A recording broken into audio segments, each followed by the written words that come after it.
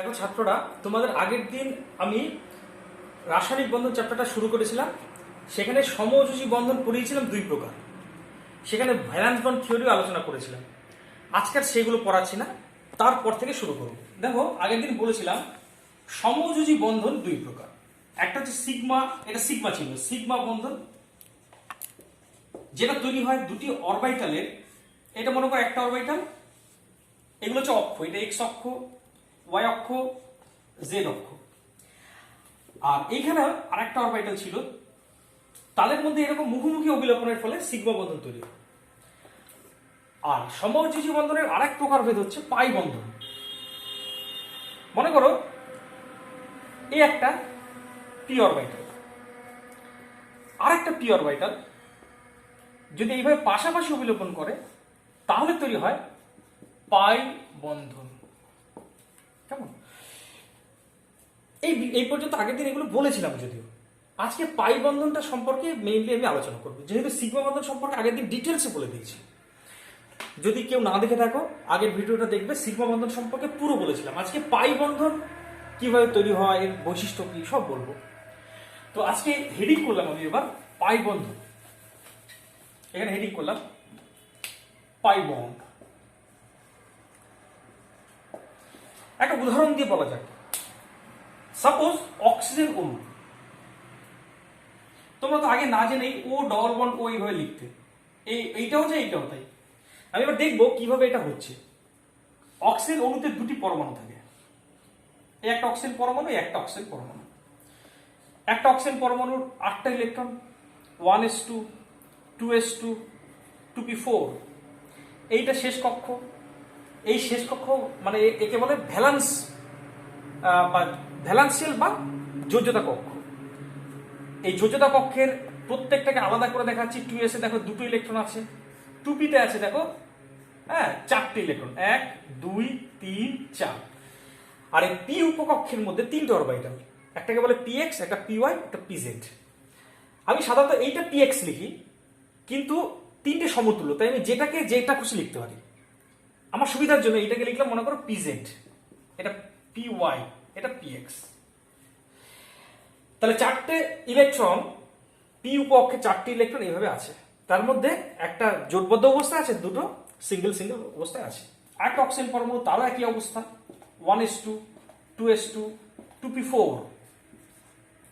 আর এখানেও দেখো 2s এ আছে দুটো ইলেকট্রন, আর 2p তে আছে, 2pটার মধ্যেও এইভাবে আলাদা করে দিলাম, একটা pz, একটা py, এটা px। কেমন? আচ্ছা, এবার বলে রাখি, ভ্যালেন্স বন্ড থিওরিতে একটা কথা বলেছি যে সমযোজী বন্ধন তৈরি হয় দুটি অরবিটালের অভিলোপন দ্বারা, এবং অভিলোপনকারী অরবিটালগুলির একটি করে অযুগ্ম ইলেকট্রন থাকতে হবে, এবং ওই ইলেকট্রনগুলির ঘূর্ণন হবে পরস্পরের বিপরীতে। তাহলে খেয়াল করো, এই যে আমি যেইগুলো মার্ক করছি তারা কিন্তু সমযোজী বন্ধন তৈরিতে মানে অভিলোপনে অংশ নেবে না, কারণ এদের মধ্যে খেয়াল করে দেখো ডবল ডবল করে ইলেকট্রন আছে। তাহলে বন্ধন তৈরি হবে এইটার এইটার অভিলোপনে, এবং এটা আর এটার অভিলোপনে, কারণ এদের সিঙ্গেল সিঙ্গেল ইলেকট্রন আছে। তাহলে এই বিষয়টাকে আমি একটু পেনের সাহায্যে দেখানোর চেষ্টা করছি, একটু টাইম লাগবে, তোমরা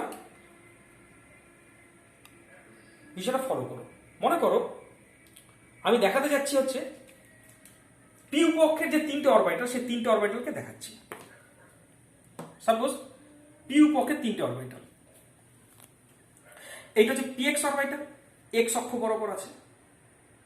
এটা py অরবিটাল, যেটা y অক্ষ বরাবর আছে। আর pz অরবিটাল তোমাদের দিকে আছে আর আমার দিকে আছে। কেমন? তাহলে এই 3টে অরবিটালকে আমি এইভাবে দেখিয়েছি। এর মধ্যে বলে দিয়েছি pz মানে তোমাদের দিকে আর আমার দিকে যে অরবিটালটা আছে সেখানে দুটো ইলেকট্রন আছে। তাহলে সেই অরবিটালটা অভিলোপনে অংশ নেবে না। অভিলোপনে অংশ নেবে এই px এ যে সিঙ্গেল ইলেকট্রনটা আছে এবং py এ যে সিঙ্গেল ইলেকট্রনটা আছে। এই সিঙ্গেল ইলেকট্রন মানে আছে এরকম এই দুটি অরবিটাল কিন্তু বন্ধন গঠনে অংশ নেবে, মানে অভিলোপনে অংশ নেবে। তা এটা হলো একটা অক্সিজেন পরমাণু, আর একটা অক্সিজেন পরমাণুকে দেখাতে হবে। তাহলে সেই অক্সিজেন পরমাণুটাকে আমি এইভাবে দেখাচ্ছি। মনে করো এই হচ্ছে আমার আরেকটা দেখাচ্ছি দেখো, মনে করো এইরকম আছে আরেকটা অক্সিজেন পরমাণু, কেমন? এইটাও দেখো পিএক্স, এটা পিওয়াই, এটা পিজেড। এই পিজেড এর দুটো ইলেকট্রন আছে, বন্ধন গঠনে অংশ নেবে না। পিএক্স একটা ইলেকট্রন আছে যেটা বন্ধন গঠনে অংশ নেবে, এইখানেও একটা ইলেকট্রন আছে যেটা বন্ধন গঠনে অংশ নেবে। এবার আমি দেখছি এই একটা অক্সিজেন, এই একটা অক্সিজেনের মধ্যে কিভাবে বন্ধন তৈরি হয়। দেখো এরা পরস্পর কাছাকাছি আসছে, এই পিএক্স পিএক্স মুখোমুখি অবিলোপন করলো, তাহলে তৈরি হলো সিগমা বন্ড, মানে এইটা হলো সিগমা বন্ড। এবার পাই বন্ড তৈরি হতে গেলে পরে, মানে পাশাপাশি অবিলোপন করতে গেলে দেখো এই যে লম্বালম্বি ভাবে যেটা আছে সেটা পিওয়াই, তো তাহলে এই দুটো পাই বন্ড তৈরি করবে। কোন দুটো পাই বন্ড তৈরি করবে আমি এইভাবে দেখাচ্ছি, এইটা আর এইটা পাই বন্ড তৈরি করবে। আর তোমাদের দিকে যেটা আছে সেটা কিন্তু পাই বন্ড তৈরি করবে না, কারণ ওখানে দুটো ইলেকট্রন আছে। তাহলে দেখো তো পাই বন্ড তৈরি হতে গেলে পরে অবিলোপনকারী অরবিটালগুলিকে অনেক কাছাকাছি আসতে হলো, কেমন? তাই পাই বন্ধনের দৈর্ঘ্য সবসময় সিগমা বন্ধনের থেকে কম হয়। তাহলে কি বললাম, এই সিগমা আর পাই তৈরি করতে গেলে কাছে আসতে হলো। এখানে দুটো জিনিস শিখলাম, এক নম্বর হচ্ছে পাই বন্ধন তৈরির আগে তৈরি হয় সিগমা বন্ধন, আর পাই বন্ধন তৈরি করতে গেলে যেহেতু অবিলোপনকারী অরবিটালগুলিকে অনেক কাছে আসতে হয়, তাই পাই বন্ধনের দৈর্ঘ্য সবসময় সিগমা বন্ধনের থেকে কম হয়। এই দুটো জিনিস জানলাম। এবার আমি পরবর্তী ক্ষেত্রে আসবো, যেমন ধরো এইখানে তাহলে অক্সিজেনের দুটো বন্ড তৈরি হলো, এই একটা, এই একটা। এদের মধ্যে একটা আছে সিগমা, একটা পাই। সায়েন্টিস্টরা এখন পর্যন্ত জানে না যে কোনটা সিগমা কোনটা পাই, যে কোনো একটা সিগমা যে কোনো একটা পাই। তাহলে মনে করো এইটা হচ্ছে সিগমা আর এদের মধ্যে উপরেরটা হচ্ছে পাই, কেমন? তার মানে যদি একাধিক বন্ড থাকে কোনো একটা অণুর মধ্যে, তাহলে মনে রাখবে তাদের মধ্যে একটা হয় সিগমা, বাকিগুলি পাই। আমি আরেকটা উদাহরণ দিই, তাহলে পরিষ্কার হবে। মনে করো নাইট্রোজেন অণু, এরকম একটা নাইট্রোজেন অণু দিয়ে উদাহরণ দিচ্ছি। মনে করো N2, তাহলে N2 তোমরা না জেনে আগে লিখতে নিচু ক্লাসে ট্রিপল বন্ড লিখতে। আমি এবার দেখবো কিভাবে এগুলো হচ্ছে। নাইট্রোজেন অণুতে নাইট্রোজেন পরমাণু আছে দুটো, একটা অক্সিজেন, একটা নাইট্রোজেন পরমাণুর ইলেকট্রন বিন্যাস কি 1s2 2s2 2p3, আরেকটা 1s2 2s2 2p3। তাহলে এটা যোজ্যতা কক্ষ, এটা যোজ্যতা কক্ষ। তাহলে ইলেকট্রনগুলি কেমন আছে দেখো, 2s এ আছে দুটো, 2p তে আছে তিনটে, একটা দুটো তিনটে, মানে এটা পিএক্স, এটা পিওয়াই, এটা পিজেড, বা এইটা পিএক্স, এটা পিওয়াই, এটা পিজেড, যে কোনো একটা ধরতে পারো। আবার এই নাইট্রোজেনেরও তাই অবস্থা, 2s এ আছে দুটো, 2p তে আছে একটা দুটো তিনটে। এবার আমি মার্ক করে দিচ্ছি, এরা কিন্তু কখনোই বন্ড তৈরিতে অংশ নেবে না, কারণ এদের জোড়া জোড়া ইলেকট্রন আছে। তাই এই দুটো অরবিটাল বন্ধন গঠনে অংশ নেবে না। বন্ধন গঠনে অংশ নেবে এরা, মানে এর সাথে এ অভিলোপন করবে, এর সাথে এ অভিলোপন করবে, এর সাথে এ অভিলোপন করবে, মানে তিনটে বন্ড তৈরি হতে যাচ্ছে। কেমন করে আমি একটু পেন দিয়ে দেখানোর চেষ্টা করছি, একটু তোমরা বুঝতেই পারছো 6টা পেন ধরতে হচ্ছে আমাকে, টাইম লাগবে, ঠিক আছে? একটু সময় দিতে হবে, আনলে পরে কিন্তু আমি দেখাতে পারবো না, ঠিক আছে? এই একটা নাইট্রোজেন পরমাণুকে দেখাচ্ছি। তাহলে নাইট্রোজেন পরমাণুকে বলবো নাইট্রোজেনের পিএক্স পিওয়াই পিজেড অরবিটালকে দেখাচ্ছি। এইটা হচ্ছে পিএক্স অরবিটাল, এইটা হচ্ছে পিওয়াই অরবিটাল, তোমাদের দিক আর আমার দিকে আছে পিজেড অরবিটাল। এখানে কিন্তু দেখো নাইট্রোজেনের যে পি উপকক্ষ, তার মধ্যে তিনটে অরবিটালেই একটা একটা করে ইলেকট্রন আছে, তাই এই তিনজনে কিন্তু বন্ধন গঠনে অংশ নেবে, কেমন? মানে এই যে তিনটে অরবিটাল দেখছি, এই তিনটে অরবিটালই কিন্তু অবিলোপন করবে। আরেকটা নাইট্রোজেনের একই অবস্থা, আরেকটা নাইট্রোজেনের একই অবস্থা বলতে, একই অবস্থা বলতে মনে করো, একটু ধরতে টাইম লাগবে, একটু তারাও আমাকে টাইম দিতে হবে।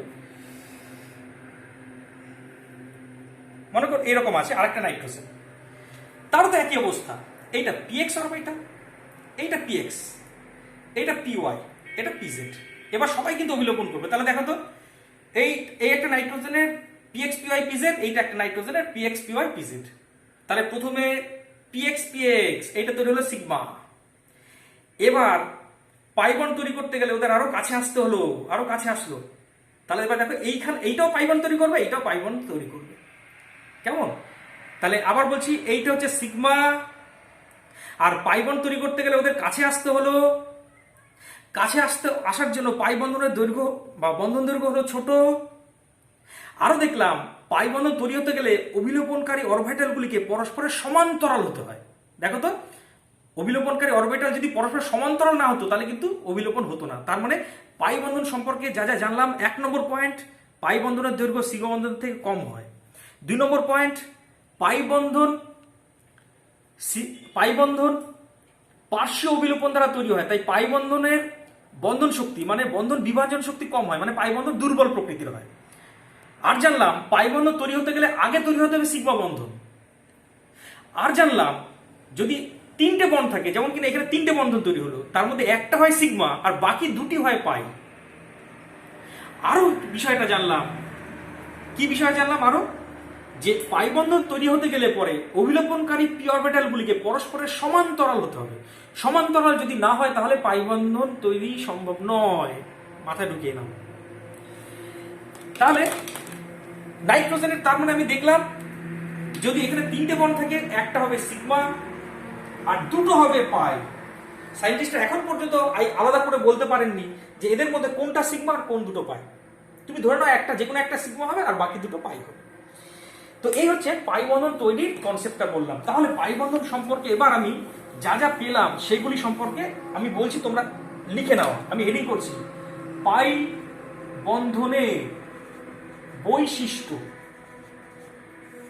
প্রথম বৈশিষ্ট্য বললাম যে যেহেতু সিগমা বন্ধন পরস্পর মুখোমুখি অভিলোপন দ্বারা তৈরি হয় আর পাই বন্ধন পাশাপাশি অভিলোপন দ্বারা তৈরি হয়, তাই সিগমা বন্ধন খুব দৃঢ় প্রকৃতির হয় আর পাই বন্ধন দুর্বল প্রকৃতির হয়। কেমন? তার মানে কি বললাম, পাই বন্ধন দুর্বল প্রকৃতির কম্পেয়ার টু সিগমা বন্ধন। দুর্বল মানে কি? যখন তখন খুলে যেতে পারে। বিক্রিয়ার প্রয়োজনে যদি এটা দরকার হয় কি কোনো একটা বন্ধনকে খুলতে হবে, ভাঙতে হবে, তাহলে কিন্তু দেখা যাবে সিগমা বন্ধন ভাঙবে না, কোনটা ভেঙে যাবে, পাই বন্ধন ভেঙে যাবে। একটা উদাহরণ দিয়ে দেখাই, যদিও তোমরা এখনো নিচু ক্লাসে আছো, এইগুলো বলা ঠিক কি না ঠিক ধরে নিয়ে নেবো, তোমরা এটা বুঝতে পারবে। এটা মনে করো ইথিলিন, তাহলে এখানে 2টো বন্ড আছে, মানে একটা সিগমা আছে একটা পাই আছে। কোনটা সিগমা কোনটা পাই তোমার জানার দরকার নেই, একটা সিগমা একটা পাই। কেমন? এবার তুমি এর সাথে HCl এর বিক্রিয়া করাচ্ছ। HCl মানে হচ্ছে তুমি একটা অ্যাসিড ভেঙে তৈরি করে প্রথমে H+ আর Cl- তৈরি করে। তাহলে এর সামনে খাদ্য, আমি বলি খাদ্য, HCl ভেঙে H+ আর Cl- তৈরি হলো তো, H+টাকে এর খাদ্য রূপে নিয়ে এসেছি, মানে H+কে এখানে নিয়ে এসেছি। কেমন? এইভাবে বুঝো, H+কে এখানে নিয়ে এসেছি। এইবার পাই বন্ধন মানে ইলেকট্রন, আর এর ইলেকট্রন নেই। এই 2টো বন্ধনের মধ্যে একটা বন্ধন খুলে যাবে, খুলে গিয়ে H+কে ধরবে। অবশ্যই সিগমা বন্ধন খুলবে না, কোনটা খুলবে? পাই বন্ধনটা ছুটতে গিয়ে একে ধরবে, পাই বন্ধনটা। কেন? পাই বন্ধন খুব দুর্বল প্রকৃতির, যখন তখন দরকার হলে খুলে যেতে পারে। এবং ধরার জন্য যেটা তৈরি করবে, দেখো এখানে লিখলাম CH2 আর এখানে লিখলাম CH2, আর দেখো নতুন একটা বন্ড তৈরি হয়েছে, সেই বন্ডটাকে আমি লাল কালি দিয়ে দেখালাম। এইটা নতুন একটা বন্ড তৈরি করেছে কার সাথে? উপরে H+ এর সাথে। দেখো এর কিন্তু আর ইলেকট্রনের ঘাটতি নেই, ঘাটতি মিটে গেছে, তাই এর মাথায় প্লাস চার্জ দেবো না। কিন্তু একজনের ইলেকট্রনের ঘাটতি তৈরি হয়েছে, কার বলতো? এই কার্বন কিন্তু একটা বন্ধন হারিয়েছে, তাই এর মাথায় প্লাস চার্জ দেব। মাথায় ঢুকলো? এই বন্ডটা ছুটে গিয়ে একে ধরেছে, তাই এই কার্বনের কিন্তু বন্ধন সংখ্যা কমেনি। এই বন্ধনটা যেরকম ছিল এই কার্বনের একই আছে, কিন্তু এই কার্বনের যেহেতু বন্ড কমে গেছে তাই এর মাথায় প্লাস চার্জ। এর পরের ধাপে কি হয়, আরেকটা যে Cl- আছে HCl থেকে, সেই Cl- গিয়ে এইখানে যুক্ত হয় এবং তৈরি হয় CH2Cl, CH2H মানে CH3, CH2H মানে CH3। এই পরের জিনিসগুলি বিক্রিয়ার মেকানিজম, সেইটা আমার দেখার উদ্দেশ্য ছিল না। আমার উদ্দেশ্য ছিল যে বিক্রিয়ার প্রয়োজনে কোন বন্ধনটা খুলছে। অবশ্যই পাই বন্ধনটা খুলছে, কারণ পাই বন্ধনটা দুর্বল প্রকৃতি। এখানে আরেকটা কথা বলতে হবে, তোমাদের এই চ্যাপ্টারেই দেখবে রেজোন্যান্স করাবো। রেজোন্যান্সটা কি পরে দেখবে। সেখানে দেখবে যে এটা মনে করো বেনজিনেরও এরকম একটা, এটা পাই, এটা পাই, এটা পাই, 3টে পাই বন্ধন থাকে। তখন দেখবে যে এই পাই বন্ধনটা কখনো এইখানে চলে আসে, এইটা এখানে আসলে সঙ্গে সঙ্গে এই বন্ডটা এখানে চলে আসে, এই বন্ডটা এখানে চলে আসে। অর্থাৎ এইখানে ডবল বন্ড হয়, তখন এখানে ডবল বন্ড হয়, তখন মানে বেনজিনের স্ট্রাকচার এইটাও ঠিক এটাও ঠিক। অ্যাকচুয়ালি বেনজিনের প্রকৃত গঠন হচ্ছে 1 আর 2 এর সম্মিলিত রূপ, মানে পাই বন্ডটা স্থির থাকে না। পাই বন্ডটা ভিতরে তীব্র বেগে ঘোরে, কখনো এইখানে থাকে পরক্ষণই আবার এইখানে চলে আসে। অর্থাৎ পাই বন্ধন মোবাইল, পাই বন্ড খুব দুর্বল প্রকৃতির এবং সচল। মোবাইল মানে সচল। তাহলে অ্যাকচুয়ালি বেঞ্জিনের স্ট্রাকচার হয় এইটার এইটার সম্মিলিত রূপ। সেটাকে এইভাবে দেখাবো, যখন রেজোনেন্স করবো তখন জিনিসটা আরো পরিষ্কার হবে। মানে পাই বন্ধনটা, মানে পাই বন্ধন মানে এই পাই ইলেকট্রন অনবরত বেঞ্জিনের ভিতরে ঘুরতে থাকে। তাই এই দুজনের সম্মিলিত রূপ হচ্ছে এইটা হচ্ছে বেঞ্জিনের প্রকৃত স্ট্রাকচার। এবং বেঞ্জিন অর্ধেকটা টাইম এইভাবে থাকে আর অর্ধেকটা টাইম এইভাবে থাকে। আর তাদের দুটোকে একসাথে করলে পরে বেঞ্জিন, তার মানে এখানে কি দেখাচ্ছে, ভিতরে পাই বন্ডটা সচল মানে ঘুরছে পাই ইলেকট্রনগুলো তীব্র বেগে। ঠিক আছে, এটা সম্ভব পাই বন্ধনের ইলেকট্রনগুলির, কারণ সিগমা বন্ধন কখনো এইভাবে চলাফেরা করতে পারে না। সিগমা বন্ধন খুব স্ট্রং, এক জায়গায় দৃঢ়ভাবে আবদ্ধ থাকে। আচ্ছা, এই পাই বন্ধনের এই প্রথম বৈশিষ্ট্যটা বললাম যে পাই বন্ধন দুর্বল, সিগমা বন্ধন খুব শক্তিশালী। দ্বিতীয় একটা বিষয় বলা দরকার, সেটা হচ্ছে একটু আগে বললাম যে সিগমা বন্ধনের দৈর্ঘ্য বেশি হয় আর পাই বন্ধনের দৈর্ঘ্য কম হয়। হ্যাঁ, উদাহরণ দিয়ে বলি, মনে করো এটা ইথেন, এটা ইথিলিন। এখানে একটা মাত্র বন্ধন আছে, তাহলে একটা মাত্র যদি বন্ধন থাকে অবশ্যই এটা অনলি সিগমা বন্ধন। আর এখানে দুটো বন্ধন আছে, মানে একটা সিগমা আছে একটা পাই আছে। তাহলে কোন বন্ধন দৈর্ঘ্যটা ছোট হবে, কোন কার্বন কার্বন বন্ধন দৈর্ঘ্যটা ছোট হবে আর কোন কার্বন কার্বন বন্ধন দৈর্ঘ্যটা বড় হবে, আইডিয়া করতে পারছো? এই বন্ধনটা দৈর্ঘ্যে বড় হবে, এই বন্ধনটা দৈর্ঘ্যে ছোট হবে। হ্যাঁ, তাই তো দেখা যায়। এখানে কার্বন কার্বন বন্ধন দৈর্ঘ্য মাত্র 1.34 অ্যাংস্ট্রম। ইথিলিনের দুটোই কার্বন কার্বন কিন্তু বন্ড ডিসটেন্স অনেক কম, আর এই বন্ধন দৈর্ঘ্য 1.54 অ্যাংস্ট্রম। বুঝতেই পারছো কেন? কারণ পাই বন্ধন তৈরি করার জন্য অভিলেপনকারী অরবিটালগুলি অনেক কাছে আসতে হয়েছে, তার জন্য বন্ধন দৈর্ঘ্য ছোট হয়ে গেছে।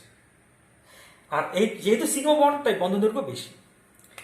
আর তৃতীয় একটা বিষয় বলার আছে, সেটা হচ্ছে যদি অনেকগুলি বন্ড থাকে, মাল্টিপল বন্ড থাকে, যদিও 3টে বন্ডের বেশি হতে পারে না, বন্ধন সংখ্যা 3টে বেশি হতে পারে না, কারণ দেখলে তোমরা দিক কয়টি, এক্স অক্ষ, ওয়াই অক্ষ, জেড অক্ষ, 3টে তো দিক, তাহলে ম্যাক্সিমাম 3টে বন্ধন হতে পারে। তার মধ্যে একটা হবে সিগমা, বাকিগুলি সব পাই। কেমন? সিগমা বন্ধন 2টো বা 3টে হতে পারে না, সিগমা বন্ধন একটাই হবে, আর বাদ বাকিগুলি সব পাই বন্ধন। মানে দুটি পরমাণুর মধ্যে যদি একাধিক বন্ধন থাকে, একাধিক বন্ধন মানে ম্যাক্সিমাম 3টে বন্ধ হতে পারে, তার মধ্যে একটা হবে সিগমা, বাকি 2টো হবে তাহলে পাই। আর যদি 2টো বন্ধন থাকে, একটা সিগমা একটা পাই। আচ্ছা, এই হচ্ছে আমার বলার ছিল পাই বন্ধন সম্পর্কে। এবার তোমাকে আমি দুটো উদাহরণ দিচ্ছি। যেমন ধরো 1 নম্বর উদাহরণ বললো, এই যৌগটিতে তোমরা বাড়িতে চেষ্টা করবে CH single bond, CH double bond, CH2। এই যৌগটিতে কয়টি সিগমা বন্ধন আছে আর কয়টি পাই বন্ধন আছে বলো। তাহলে কি করে করবে তোমরা? প্রথমে তুমি এই বন্ডগুলি এইগুলো ছাড়িয়ে ছাড়িয়ে লিখবো, আমি ছাড়িয়ে ছাড়িয়ে লিখবো।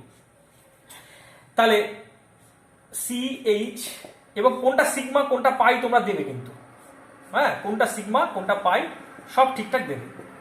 তাহলে দেখো তো, আমি যেগুলো সিগমা সেগুলো সিগমা দিচ্ছি। এটা সিগমা, সিগমা, সিগমা, পাই, সিগমা, সিগমা, সিগমা। কেন সিগমা দিচ্ছি এগুলো? কারণ একটা বন্ড মানেই সিগমা। এইখানে একটা সিগমা হবে আর একটা হবে পাই, সিগমা সিগমা। তাহলে বলতেই পারছো সিগমা কটা আছে, দেখো গুনে দেখো, 1 2 3 4 5 6 7 8 9। তাহলে 9টি সিগমা বন্ধন। আর পাই বন্ধন কটা? একটা দুটো, তাহলে 2টি পাই বন্ধন। একইভাবে তোমরা করবে বাড়িতে, ঠিক আছে? আমি লিখে দিচ্ছি, তোমরা এইগুলো বাড়িতে করবে। CH triple bond C, CH2, C triple bond CH। এটাতে কটা সিগমা কটা পাই তোমরা করবে। এখানে 3টে বন্ড আছে মানে নিশ্চয়ই জানো। আচ্ছা, আমি এটাও করে দিচ্ছি, এইটা আমি করে দিচ্ছি। H থেকে ছাড়িয়ে লিখলাম, H, C triple bond C single bond CH, H, CH2 কে এভাবে লিখলাম, C ট্রিপল বন্ড CH। তাহলে সিগমা কোনগুলি পাই কোনগুলি সেগুলো দেখো। এইটা হচ্ছে সিগমা, একটা সিগমা দুটো পাই, সিগমা সিগমা সিগমা সিগমা। তাহলে একটা সিগমা দুটো পাই, সিগমা। তাহলে এবার তুমি কাউন্ট করবে এখানে কটা সিগমা কটা পাই, তোমরা করবে। এবার আমি বাড়ির কাজ হোমওয়ার্ক দিয়ে দিচ্ছি, তোমরা লেখো, প্রশ্ন লেখো। নিচের যৌগের অণুতে মোট কয়টি সিগমা এবং কয়টি পাই বন্ধন আছে দেখাও। অণুটা লিখছি, দেখো। মনে করো CH3C, CH2, CH double bond C, আচ্ছা H single bond C triple bond CH, এই যুগটা কটা সিগমা কটা পাই লিখবে। দ্বিতীয় CH3 C CH3, আচ্ছা এখানে এইচ লিখলাম, ঠিক আছে, বেঞ্জিন বলা হয়। এখানে কটা সিগমা কটা পাই লিখবে, কেমন? আচ্ছা আর তৃতীয় আরেকটা কাজ দিচ্ছি, সেটা হচ্ছে তোমার CH3 CH double bond C double bond CH2, এটাতেও কটা সিগমা কটা পাই লিখবে। এই হচ্ছে বাড়ির কাজ দিলাম, এই কটা বাড়ির কাজ করবে তোমরা। আর পরের দিন সংকরায়ণ শুরু করবো। পরের দিনের পড়াটা কিন্তু অত্যন্ত ইম্পর্টেন্ট, মিস করবে না, বলে দিলাম। সবাই কিন্তু সংকরায়ণটা করবেই করবে, ওইটা মাস্ট মনে থাকে যেন, ব্যাস। আর আজকে আর নতুন জিনিস শুরু করছি না, ঠিক আছে, ব্যাস, ঠিক আছে, ওকে।